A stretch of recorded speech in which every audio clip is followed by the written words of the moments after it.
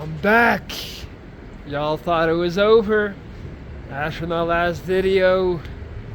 Y'all thought I was in a corner crying, fetal position. I wasn't gonna get back up. Wrong. I always get back up. I told you. I'm like a Dragon Ball Z character. I get pummeled, but then if I don't actually die, I come back stronger. Alright, let me stop playing. Welcome back, everybody, to a new video featuring Vegeta for today. I know you've been waiting. I know the last one was a little bit of a downer, not gonna lie. A little bit of a Debbie Downer. So I figured today I would come with the energy. Now, all jokes aside, I'm not doing anything. I'm not performing. I'm not trying to make a good video or a happy video, because the last video was a depressed / suicidal video. I can only record what I feel, how I am, and this is how I am today. It's gonna be a good one because I've been thinking about this and I've been brewing on this one. The other day, I was taking the pleasure of smoking a little itsy bitsy little joint. Don't smoke, kids. Don't smoke weed. Don't get addicted like me. It sucks. That being said,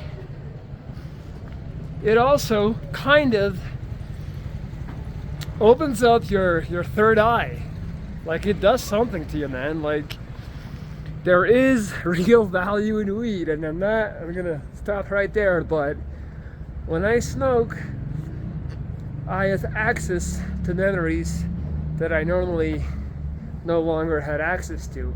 I have access to thoughts. I am able to have a near outer body experience and kind of see things from a third person perspective. Some might call that schizophrenia. It is what it is. But all that being said, I was having a little date with the Green Goddess, and all of a sudden, I can't tell you how it happened, but all of a sudden, I remembered something that I had long forgotten. So I'm gonna take you guys back to 2016. I'm in the hospital. I had my second jaw reconstruction after going through 6 rounds and 10 months of chemo and a bone marrow transplant, which rendered my initial jaw reconstruction useless. So the chemo hit me hard, and if you have a weak point in your body, if you have an infection in your body, chemo is going to find that and basically destroy it. I'm not a doctor, but I think you can catch my drift. Obviously, my weak point was my, by then, already reconstructed jaw. A jaw is not supposed to be a slab of meat thrown on a piece of titanium metal. It's supposed to be a real human jaw. So the chemo found that, and my jaw started slowly rotting away. I literally had no jaw for like a solid 4 months after my chemo was done, right? So I got my second reconstruction. They kept me in a coma for about 10 days, artificial coma, because I figured it would be a good idea to be asleep instead of suffering. Wrong. It was a horrible idea. That's another video.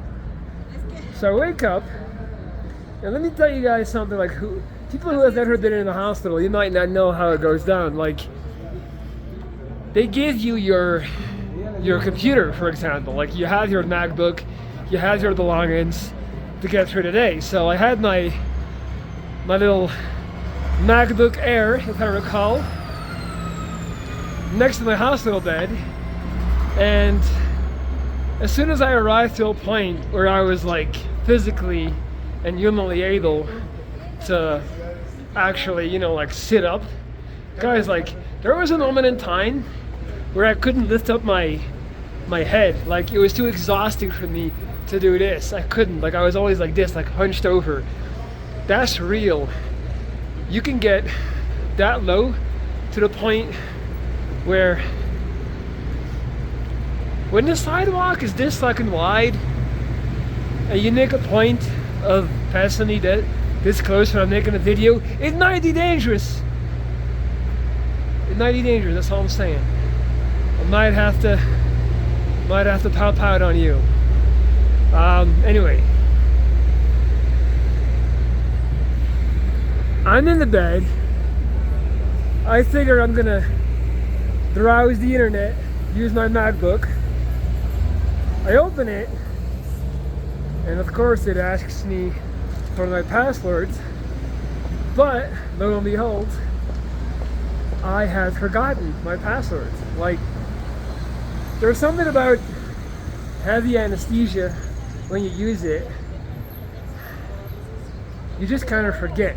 You forget stuff, even the most basic things. Like I never would have thought I was able to arrive at a point in my life, because I'm the type of guy, and I shouldn't say this is horrible cybersecurity, but I'm the type of person where, okay, he's not actually dead. Sorry. Let me get Nah, this is great. This is awesome. This is prime content. I feel like such a gringo gentrifier now. I don't know what that was about. Anyway, wait, before I continue the story, there's a place here, there's a coffee shop where I had one of my first dates about 1 year and 9 months ago in Mexico City, and it's this place, and it's called Cicatriz. And I like that because cicatriz is Spanish for scar. So I like this spot. I like this little square. We're in Juarez, by the way. This is called Juarez because I relate. Scar. Right. Anyway, so I opened. Sorry guys, this video is all over the goddamn place. But if you like my content, if you follow me, you should know by now. Like this is how it goes. No edits. One take benzo. So. Trying to remember my password, but I couldn't. And I mean, I'm freaking out. I'm like, what the hell? What's wrong with me? And I remember I had this nurse, this guy. He must have been maybe like 32, 33 at that time. Lovely young man. Awesome dude. And so I tell him, I'm like, I can't remember my password. And some of you guys like that are into like neuroscience and stuff like that are gonna be able to make this make sense, but he asked me, it's gonna sound so crazy, but he was like, look, I can help you remember. I'm like, how? And so he literally asked me like my birthday, my favorite number, things like that, right? And then he like connected that to letters somehow. I know. So he was like, what's your favorite number? What's your this? What's your that? And I would answer that. And then he had me, I remember, like I had to like write my name and things like that. And somehow this system, like he connected that to letters, and then he was like, I think this is your password.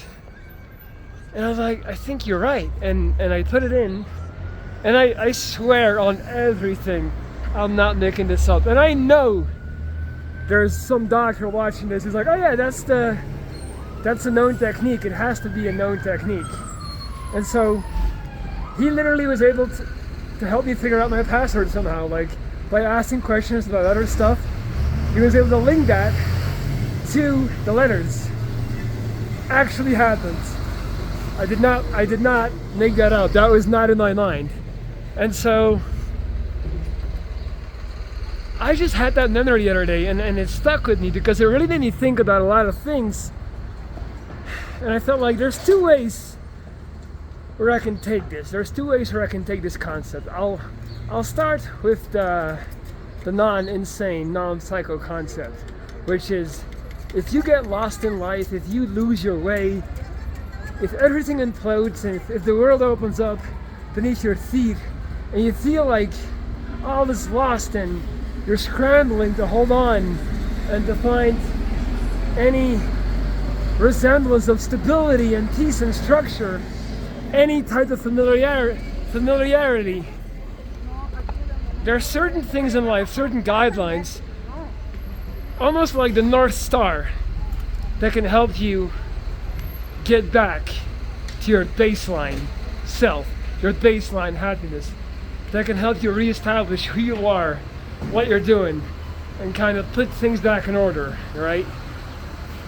And I think that's really important to remember, guys, because I know there's a lot of you guys constantly struggling and scrambling and trying to figure, feeling lost and trying to figure it out. So when things get heavy, some of my baselines, some of the things that I employ to get back to where I was: routine, gym, cardio, walking, good diet, healthy diet, actually cooking yourself, yoga, reading, meditation. These are all tools that can help you get back to where you were, and that can help you remember who you were. Okay? Creating a video, sharing your thoughts, sharing your emotions. And it's important for you guys to recognize what those things are. What is your North Star? What is the thing that guides you, that leads you when you get lost? And if you haven't found one yet, you should figure out what that is and what you could potentially use to do that. I'm getting a little bit paranoid. I hear people sneaking up on the back of me, but they're not gonna catch me slipping. I'm too street smart. And I'm Juarez. So I'm just talking shit. Like this is not a dangerous neighborhood. Figure out what those things are. Establish those things. Again, for me, it's the gym. It's walking in nature, and it's creating videos for you guys. Those are a couple of big ones. Even talking to myself, talking out loud. I can't stress that enough, how vital that is to just say things out loud. So that's my first concept. Now, are you guys ready for the psycho insane concept? And if you're still around, if you're still watching at this point, then I know you're with it. You're with the psycho content. So here we go. It's never over, right? It's never over.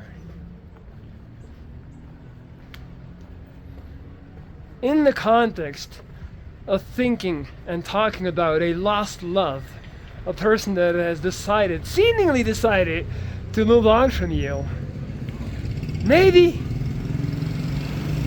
they're just like me. Maybe they just lost their password, meaning they lost. And as I'm saying this, I realize it didn't sound as batshit crazy as it does when I'm saying it out loud. In my mind, it sounded like relatively crazy. Now saying it out loud, it sounds really bad. The same way the same way I forgot my passwords, the same way she forgot how it used to be. Maybe this is your call to action, to not give up, to give it another go. There is no closure. There is only trying once more. Die on your shield. Go out fighting. Fuck being labeled creepy, cringy, embarrassing, obsessed, desperate. Maybe you just need to remind them. Maybe you just need to remind them of how the love that you guys had really was. The same way my nurse reminded me through his system, we can remind them. Now in my case, I probably shouldn't. I do know that, guys, so hold off on the comments. No need for an intervention. I've practically given up. But the notion of this romantic concept was too hopeful and too beautiful not to share with you guys. The same way my nurse reminded me of my password through a system, you can remind people, okay? It's never over. We only have one life. None of the stuff that we do matters, guys, like really though. No one's gonna remember that you tried way too hard 50, 60, 70 years ago. If you think that person still loves you, if you think there's still hope, if you feel like you fighting for it could make a change, then goddamn it, fight. Go for it. Don't let it go. Show them until they say the words. This is important. When they tell you the actual words, hey, stop, you stop. I feel like I should have said that sooner in the video. It's never over, guys. Might wake up from the coma, forget your passwords, but we get right back up the same way. They forgot what it was like. They forgot what you brought to the table. Might have to remind them. Maybe. I'm not saying I will or I won't. I'll leave it at that. Before I go, I want to give a little update in general on that topic as well. Today was a Thursday that I basically decided to wake up and not suffer. I decided that today I was not going to be miserable. I was not going to feel bad. I was not going to feel sorry for myself and wallow in self-pity and cry and whine. I decided today I was going to have a great day.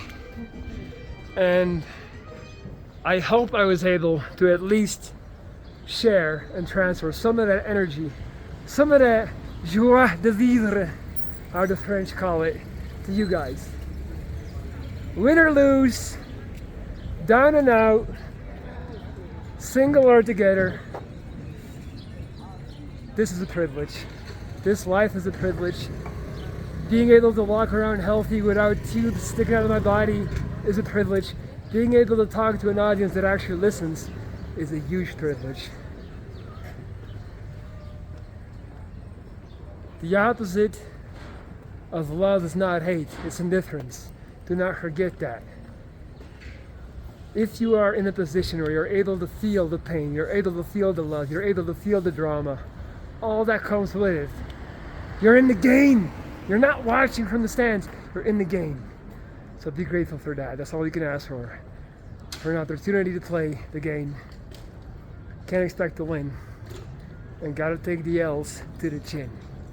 And on that note, guys, I'm out. Que linda es la vida. See you soon. Oh, by the way, I'm still taking on new clients.